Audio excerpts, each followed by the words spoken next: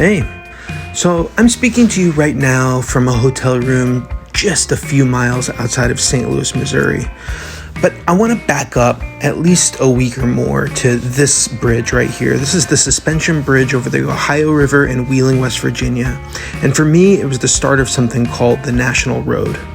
And I didn't really know anything about the National Road, but I managed to find out that I would be following it for almost the majority of this entire trip, from Cumberland to where I am now. The history of the National Road is really fascinating. I didn't know anything about it, but it was the first federally funded infrastructure project in all of America, started in the early 19th century. So the last time I talked to you guys, I was here. I was kind of right in the middle of Ohio, and if I'm being honest with you, I was struggling. I was struggling because the routes that I was planning on taking didn't actually follow the National Road. They kind of paralleled it and took me through some much smaller communities. And if you know anything about the landscape of eastern and central Ohio, if you're not on a nicely graded road like US 40 or the National Road, you are really going to be struggling. And that's how I was feeling. A lot of this video footage, like I've mentioned before, is just the pretty stuff. But as I scroll through all of the things that I shot, I didn't shoot very much, and I think that's really indicative of how I was feeling at this point of the journey. There was either a ton of traffic on some of the less hilly roads, or angry traffic, no shoulder, and relentless hills that you had to push your bike up. So it was just a choice I didn't want to have to make. So as I approached Zanesville and then later got into the suburbs of Columbus, I really needed to make a change, and I had to make a choice because this wasn't the type of riding that I wanted to do on this trip. There were some infrastructure highlights, though, particularly as I was getting into Zanesville. I had one day where I saw two different kinds of bridges. One is what you're looking at now, which is an S bridge. And then when I got into Zanesville, and I'm not sure if any of you guys know Zanesville, but it has a Y bridge. There's 3 different roads, all of which interconnect on a bridge that is crossing 2 different rivers.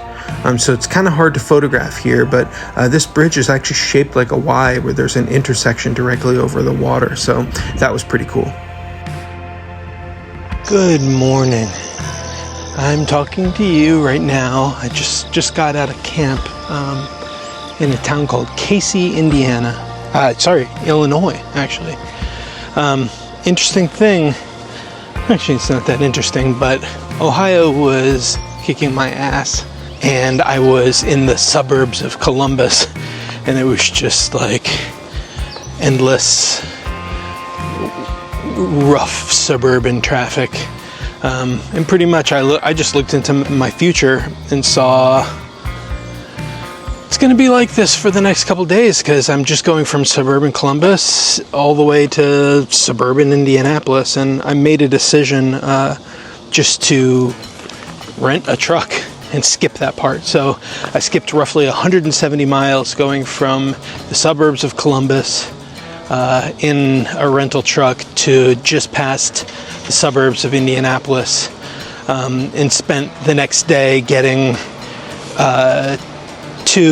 through Terre Haute, and then yesterday I actually crossed the state line into Illinois, which was really, really cool. So yeah, a little bit of cheating, but in the spirit of hike your own hike, I don't really care. This was definitely the right move for me, because as soon as I entered Illinois, it was like a completely different trip.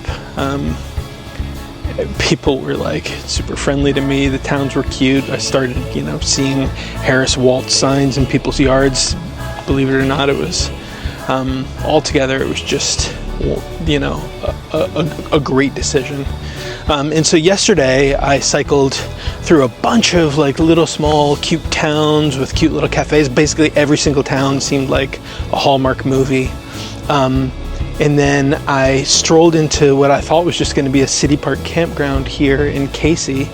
And it turns out, as you'll see in this footage, it was their 25th annual popcorn festival. So basically like a county fair. The campground was packed, but I was able to find a little spot for my tent. But it was crazy. It was bouncing until late night. I definitely didn't get a sleep until well after midnight.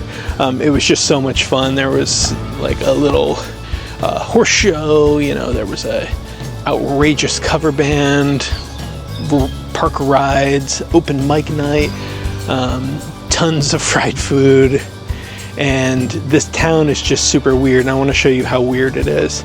So right across from me here is the world's largest chair. I don't know if you can see how big that is, but here's a car going by to give you some sense of the scale. Really funny, right? Like, this is a Windsor chair. It's like a 4-story tall Windsor chair. This whole town is just filled with world's largest stuff. So many world's largest things that I didn't even film them. Like, I saw the largest knitting needle, the largest golf tee.